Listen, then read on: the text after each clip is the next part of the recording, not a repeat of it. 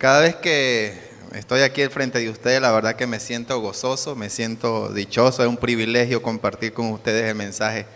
Siempre me siento cómodo, me siento contento, la verdad, de estar frente a ustedes, porque eso me gusta a mí, la verdad. Me gusta a mí predicar, porque no solamente trato de expresar un mensaje, sino que también sé que el Señor me moldea y nos moldea a cada uno de nosotros a través de su palabra. Así que en esta mañana, en el nombre del Señor, les pido que abran su corazón, que abran su mente, abran su entendimiento, que se preparen para escuchar palabras de vida eterna, palabras poderosas, esa palabra que nos guía, que nos instruye para ser mejor en esta vida cristiana, en esa carrera espiritual que cada uno de nosotros llevamos. Así que vamos a ir a nuestras Biblias, hermanos, al primer capítulo del Nuevo Testamento, al libro de Mateo, capítulo 1, del verso 1 hasta el verso 16. Y vamos a darle lectura, vamos a basar nuestra enseñanza de esta mañana en este capítulo. El tema lo he titulado Dejando huellas indelebles. Así que con esa alegría en nuestros corazones vamos a recibir la palabra del Señor en esta mañana. ¿Tenemos nuestras Biblias abiertas, hermanos? ¿Estamos ubicados en el capítulo 1 de Mateo? Amén. Entonces leemos. Dice la palabra de la siguiente manera. El libro de la genealogía de Jesucristo, hijo de David, hijo de Abraham. Abraham engendró a Isaac, Isaac a Jacob, y Jacob a Judá y a sus hermanos. Judá engendró a Tamar, a Fares y a Zara. Fares a Esrón y Esrón a Aram. Aram engendró a Aminadab, Aminadab a Nazón y Nazón a Salmón. Verso 5, Salmón engendró de Rahab a Boaz. Boaz engendró de Ruth a Obed y Obed a Isaí. Isaí engendró al rey David y el rey David engendró a Salomón, de la que fue mujer de Urías. Salomón engendró a Roboam, Roboam a Abías y Abías a Asa. Asa engendró a Josafat, Josafat a Joram y Joram a Usías. Verso 9. Usías engendró a Jotán y Jotán a Acaz y Acaz a Ezequías. Ezequías engendró a Manasés, Manasés a Amón y Amón a Josías. Josías engendró a Jeconías y a sus hermanos en el tiempo de la deportación a Babilonia. Después de la deportación a Babilonia, Jeconías engendró a Salatiel y Salatiel a Zorobabel. Zorobabel engendró a Abiud y Abiud a Eliaquim y Eliaquim a Azor. Azor engendró a Sadoc, Sadoc a Aquim y Aquim a Eliud. Eliud engendró a Eleazar, Eleazar a Matán, Matán a Jacob. Verso 16, y Jacob engendró a José, marido de María, de la cual nació Jesús, llamado el Cristo. Toda la vida me pregunté de qué manera podía hacer un mensaje con respecto a este capítulo. Antes de llevar a Bacter, yo miraba este capítulo y decía, yo creo que el escritor se equivocó, porque ahí no puedo sacar ningún mensaje, ¿verdad? Yo no veo nada interesante que pueda haber ahí. Pero muchas veces nos equivocamos, ¿verdad? La misma palabra dice, con palabras del apóstol Pablo a Timoteo, que toda la escritura es inspirada por Dios y útil para enseñarnos. Así que creyendo eso, nosotros vamos a tratar de discernir un poco este mensaje que el evangelista Mateo tiene para el pueblo judío. Yo no sé cuántos de ustedes han tenido la oportunidad de visitar un cementerio. Yo creo que todos, ¿verdad? A veces es como un poco incómodo, a veces hay personas que le da terror, que le da miedo visitar un panteón, decimos allá. Pero cuando nosotros visitamos el cementerio nos damos cuenta de cosas muy interesantes. Primero, al ver nosotros las lápidas de las personas, a veces conocemos las personas que están allí, por lo menos el nombre. Y lo primero interesante, la primera información importante que nosotros podemos recopilar de esas personas que están en esas lápidas es su nombre. Siempre en las lápidas, a veces de concreto, a veces de mármol, siempre está escrito el nombre de la persona, ¿verdad? También está escrito la fecha de nacimiento, por lo general, y también el año o la fecha que estas personas fallecieron.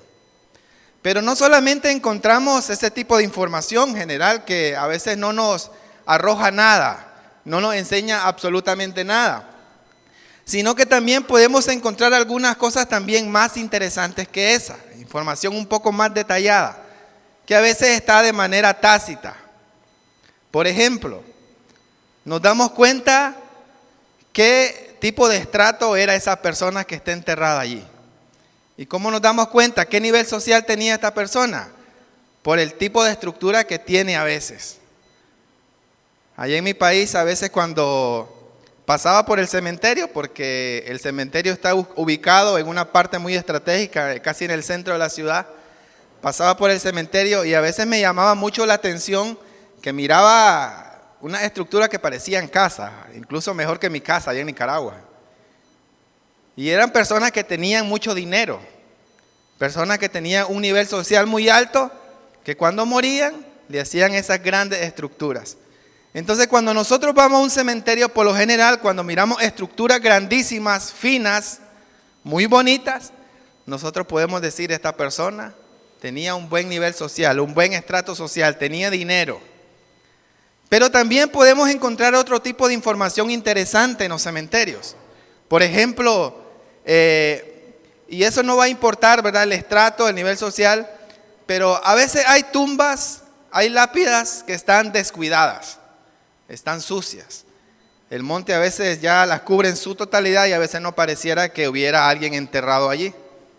Ahí nos damos cuenta que esa persona como que no era muy querida, como que sus familiares, ¿verdad?, no la tenían como en alto. Pero vemos unas tumbas, vemos unas lápidas que aunque sean de estrato social un poco bajo, porque son bien humildes, bien sencillas, hay personas que las mantienen muy bonitas, bien limpias. Incluso el Día de los Muertos, no sé si aquí se celebra en Centroamérica y parte de México, ¿verdad? Es una fiesta, es una tradición, es parte de la cultura que el 2 de noviembre todas las personas van a los cementerios y van a enflorar a sus difuntos, incluso a veces hasta cristianos vemos ahí, ¿verdad? Pero es parte a veces de la tradición, parte de la cultura de las personas. Pero hay tumbas, hay lápidas que ni siquiera el Día de los Muertos las personas llegan a visitar o por lo menos a conmemorarla, por lo menos a hacer algo, ¿verdad? Y uno se da cuenta de que esa persona a veces como que no la tenían muy en cuenta. Bueno, ¿qué pasaba con los judíos? Que el escritor del Evangelio de Mateo, siendo judío, empieza a narrar todo este tipo de nombres muy enredados, difíciles de pronunciar. Pues de alguna manera ellos veían la importancia también de las personas que ya habían fallecido. Quizás no tenían la misma costumbre de nosotros los latinoamericanos, sobre todo los de Centroamérica, que visitaban a sus muertos o por lo general tienen en cuenta quién está enterrado ahí en el cementerio. Quizá ellos no lo hacían de esa manera, ¿verdad?, tan fervorosa, pero sí ellos le daban mucha importancia a las personas que ya no estaban con ellos. Le daban mucha importancia a la historia, le daban mucha importancia a todos esos antecedentes que esas personas dejaron en vida. Hermanos, la historia es muy importante. Las cosas que hacemos nosotros aquí en la tierra a veces sirven también para las personas que vienen detrás nuestros, aquellas personas que nos miran. La palabra del Señor dice que hay una gran nube de testigos alrededor de nosotros y toda esa nube de testigos, todo ese montón de personas que están al lado nuestro se están fijando en lo que nosotros hacemos. La pregunta es, ¿qué cosas estamos haciendo para marcar nuestra historia? Quizá no podemos marcar la historia completa de una nación. No sé, quizá quiere ser un mártir usted de una revolución o de un país. Pero, ¿qué tanto impacto, qué tanta influencia usted está teniendo hasta este momento en la vida de las personas que lo están rodeando? El libro de Mateo que acabamos de leer tiene una gran importancia, sobre todo porque los judíos tenían una forma muy interesante de recordar a sus muertos y de sacar información de esas personas que ya habían fallecido. Y este sistema que ellos utilizaban y utilizan son las genealogías. Es una descripción detallada, sistemática y organizada de las personas que ya no estaban con ellos hasta ese momento. Todas las familias tenían una genealogía a seguir. Incluso el Señor Jesús muchas veces tuvo problemas por eso. Porque los judíos, aquellos con gran autoridad, con gran nivel social, con gran poderío, a veces lo hacían de menos, porque venía de una familia humilde como la de José y María y sus padres. Los judíos sacaban información importante también de allí. Ellos conocían si las familias tenían dinero, si las familias eran importantes, si ese apellido mencionado ahí, si ese nombre que aparecía en esa genealogía tenía algo importante que ver en la historia. Y a veces eso marcaba lo que las personas iban a ser, incluso sus descendientes en vida. Si sus padres, si sus abuelos se dedicaron a ser zapateros, probablemente la persona que venía detrás, sus nietos, sus hijos, probablemente iban a ser zapateros. Si sus antepasados eran artesanos, probablemente su descendencia iban a ser artesanos. Si eran agricultores, si sembraban la tierra, probablemente su descendencia se iba a dedicar a eso. Era básicamente la misma labor que usaba el maestro y sus discípulos. Los discípulos siempre hacían y trataban de igualar las cosas que el maestro siempre hacía. Y también esa era la importancia del maestro, aquella persona que tenía muchos discípulos, porque todos los ojos estaban sobre él y él que tenía que dar un buen testimonio, una buena enseñanza para que ese testimonio y esa enseñanza fuera una poderosa influencia para esas personas que lo escuchaban. Hermanos, nosotros a veces se nos olvida que podemos ser influencers, no de los que hay ahora, ¿verdad? Porque ahora hay muchos influencers, sobre todo con esto de las redes sociales. Pero estos influencers no están haciendo el trabajo que en realidad deberían de hacer, influir para bien a las personas.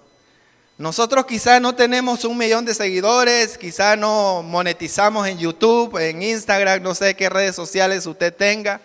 Usted no va a recibir ni un centavo de eso porque creo que no llega ni a 100 seguidores. Los cristianos somos pocos seguidos, hermanos. Lamentablemente, esa responsabilidad de influir en las demás personas, estas personas que tienen ese poder de influenciar, no lo están haciendo para bien, no lo están haciendo de una manera positiva. Incluso estas personas lo que están haciendo es ser muchas veces instrumentos de Satanás. Porque en vez de influir, en vez de edificar, están entreteniendo a las personas. Y muchas veces nosotros los cristianos estamos cayendo en ese entretenimiento que muchas veces no es bueno.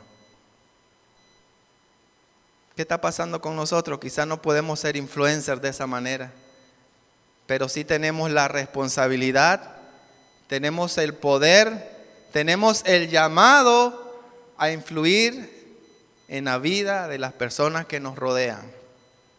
Quizás en nuestro barrio, quizás en nuestra ciudad. Si no podemos en esos sectores, quizás en nuestro trabajo con aquellas personas más cercanas, quizás en nuestra propia familia necesitamos influenciar, quizás nuestra esposa, quizás nuestros hijos. La pregunta sería, ¿estamos influenciando a esas personas? ¿Estamos influenciando a ese grupo cercano que tenemos nosotros alrededor? ¿O será que nos estamos dejando influenciar por ellos, por el mundo? En Nicaragua existe un lugar muy interesante que cuando yo estaba en secundaria lo visité 2 veces, incluso no sé si logran ver aquí a la parte derecha mía, se llama Las Huellas de Acahualinca. Es un lugar arqueológico, es un museo donde se encuentran las huellas de 2 adultos y de 3 niños de hace aproximadamente 3000 años. Según los arqueólogos y según la historia, estas huellas representan la huida de esa familia tras una erupción volcánica. Saben que mi país se conoce como el país de lagos y volcanes. Estamos rodeados de muchos lagos, lagunas, ríos y muchos volcanes. A 5 kilómetros de mi casa existe un volcán muy grande, ¿verdad? Y siempre permanece activo. Entonces estas personas dicen que venían huyendo de una erupción volcánica y sus huellas quedaron plasmadas en las cenizas calientes de la tierra. Pasaron 3000 años, hermanos, y esas huellas siguen allí, como testimonio de que esas personas estaban huyendo de un suceso muy importante, incluso estaban salvando su vida. Nosotros también de alguna manera podemos dejar huellas, podemos dejar cosas que puedan ser recordadas por muchos años, incluso aún después de la muerte. La pregunta es, ¿qué tipo de cosas nosotros podemos hacer para dejar huellas indelebles, como el mensaje que estamos discerniendo en esta mañana? ¿Qué tipo de huellas nosotros estamos encomendados a dejar en nuestras vidas con aquellas personas que nos rodean? Bueno, rápidamente vamos a discernir algunos tipos de huellas que nosotros como cristianos podemos dejar para que cuando nosotros partamos de esta tierra, porque así va a ser, ayer hablábamos incluso en el programa de varones, hablábamos sobre eso, es un proceso natural, hermano, la muerte.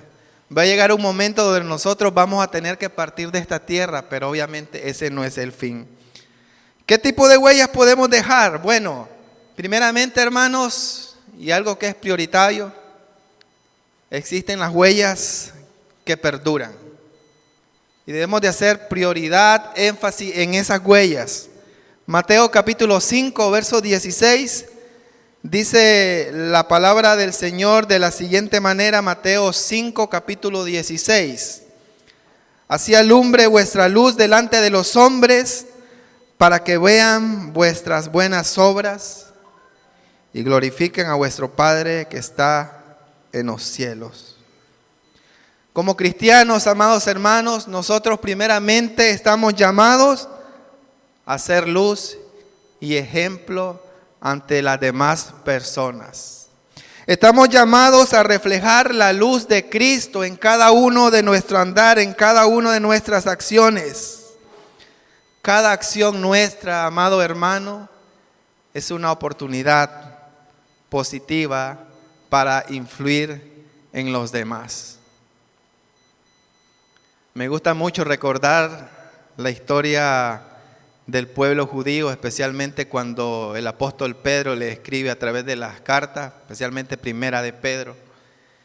Y el mensaje principal de esa carta es que esas personas que han sido esparcidas a través de la diáspora, que están siendo retiradas en diferentes partes del mundo, que ya no están en su tierra, que no se dejen influenciar por otras personas, que no se dejen influenciar por los gentiles, que no se dejen influenciar por el mundo, sino que más bien ellos influyen donde quiera que ellos vayan.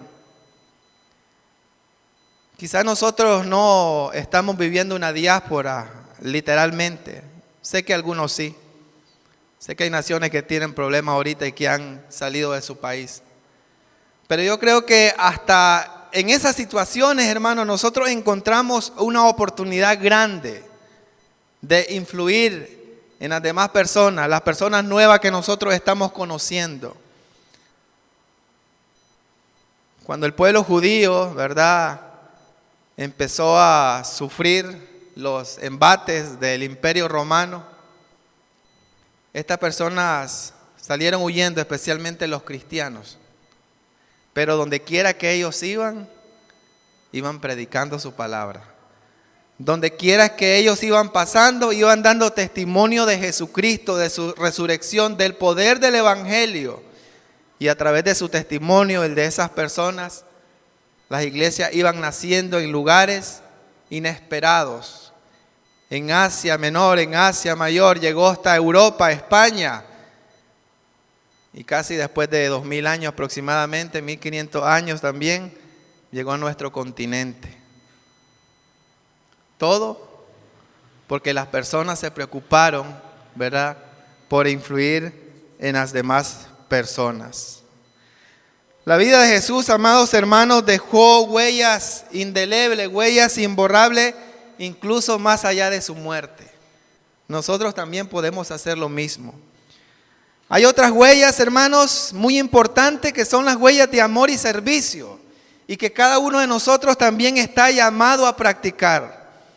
Juan capítulo 13, verso 34 y 35 dice la palabra del Señor: un mandamiento nuevo os doy, que os améis unos a otros, como yo os he amado, dice el Señor.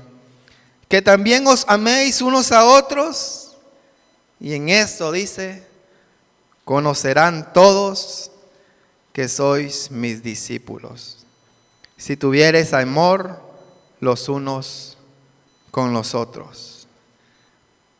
Creo que la huella más grande, la huella imborrable, la huella más poderosa que dejó nuestro Señor fue el ejemplo del amor y del servicio. Cuando nosotros hablamos de amor y de servicio, automáticamente nosotros debemos de reflejar ahí de manera visual a nuestro Señor Jesucristo. Nuestra memoria tiene que retroceder 2000 años y darnos cuenta que el mayor ejemplo de eso fue el Señor Jesús. Él nos ha enseñado, hermanos, que tenemos que servir incluso en las necesidades, en momentos difíciles.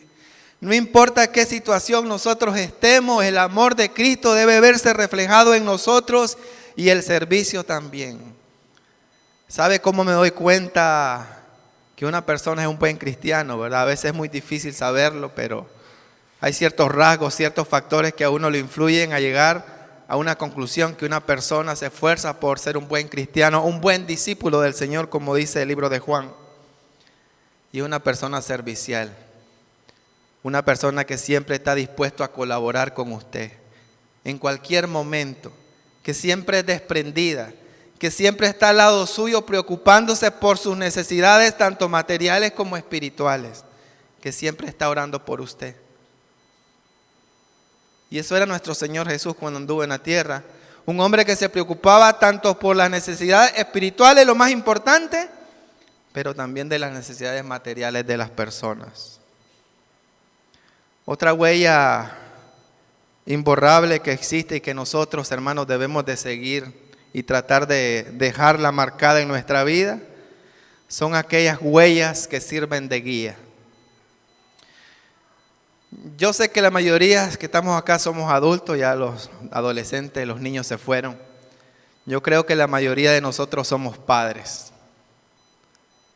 Es una tarea complicada muchas veces, mostrarle el camino a nuestros hijos. Es una tarea difícil. Incluso a veces nuestros hijos son bien críticos con nosotros. Cuando nos miran un defecto, sin ninguna pena nos lo dicen. Pero en medio de nuestras imperfecciones, hermanos, nosotros tenemos que estar claros que las principales personas a las cuales podemos influir directamente son nuestros hijos, son nuestra familia. No hay mejor regalo, no hay mejor herencia que dejarle a nuestros hijos que una educación y principios cristianos, principios morales y éticos que estén basados en la Escritura. Es lo mejor que usted puede hacer, enseñarle de Cristo, enseñarle de su palabra y ser testimonio para con ellos. Porque de nada sirve que usted lo llene de tantas palabras, de tanto conocimiento, de tanta teoría, si usted no es ejemplo en su vida. Hermanos, estamos llamados para influir incluso a nuestros hijos, pero a través de guías, a través de una dirección clara. Porque saben, este mundo nos está perdiendo, hermano. Este mundo está influenciando incluso a los cristianos. Satanás tiene dominado al mundo. Y la batalla muchas veces, a veces algunos cristianos la están perdiendo porque se están dejando influenciar por ese mundo perdido. Ese mundo que nos pierde, hermanos. Nosotros tenemos una dirección trazada por la Escritura porque dice que su palabra es una guía, es lámpara que alumbra nuestro camino. Pero el mundo de oscuridad muchas veces nos pierde. Recuerdo una historia, ¿verdad?, de 2 tíos y mi papá. Una historia que a todos sus hijos, nietos y sobrinos nos la cuentan. Según ellos es verídica, ¿verdad? A mí no me crean, solo voy a citar lo que ellos dicen. Dicen que hace aproximadamente 30 años ellos estaban en una región boscosa allá en mi país. Ellos andaban recolectando leña, árboles para la cocina y se introdujeron en una parte muy boscosa de una montaña. Ellos ya habían pasado por esa montaña o conocían esa montaña muy bien. Incluso 2 o 3 veces a la semana iban a recolectar leña o a veces iban a buscar, qué sé yo, algarrobos, iguanas, lagartijas, a veces para hacer sopita y cosas así. Sucede que una de esas veces ellos fueron, ya conocían ese lugar supuestamente y sabe que se perdieron. Dice que ellos empezaron a dar vueltas, vueltas y vueltas y no hallaban la salida. Por lo general tocaba 45 minutos ir al lugar y 45 minutos de regreso. Bueno, llevaban aproximadamente 6 horas perdidos y no hallaban el camino a casa. Uno de mis tíos, que es una persona que cree mucho en los mitos y leyendas, dice que lo que pasó fue que tocó una planta y esa planta pues tenía sus cositas ahí extrañas y que los aturdió y los perdió ahí en el bosque. La cuestión es que mis tíos y mi papá se ingeniaron algo muy interesante. Empezaron a marcar todos los árboles y a dejar huellas allí donde iban pasando, huellas que se miraran. Y ahí se dieron cuenta de que sí, estaban dando vueltas. Estaban pasando por el mismo lugar. Entonces ellos marcaron muy bien el camino para no volver a pasar en el mismo lugar y así hallaron la salida. ¿Qué les quiero dar a entender con esta ilustración, con esta parábola, verdad? Mis alumnos ahí de curso C, lo que estamos viendo las parábolas y las fábulas, todo eso.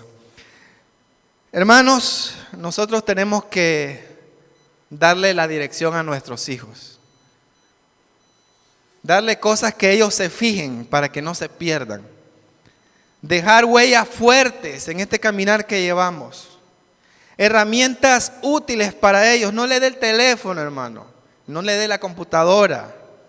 Quizá por allá una media hora de vez en cuando haga sus labores, ¿verdad? Cuando cumpla con lo que ya tiene que hacer.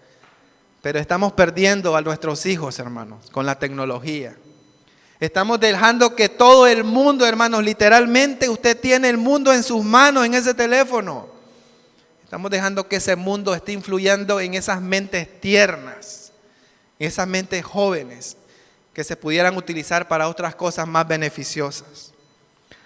Amados hermanos, la vida es como un camino donde cada paso cuenta, de verdad. Debemos reflexionar sobre qué tipo de huellas estamos dejando en nuestras relaciones, en nuestras labores y en nuestro caminar con Dios.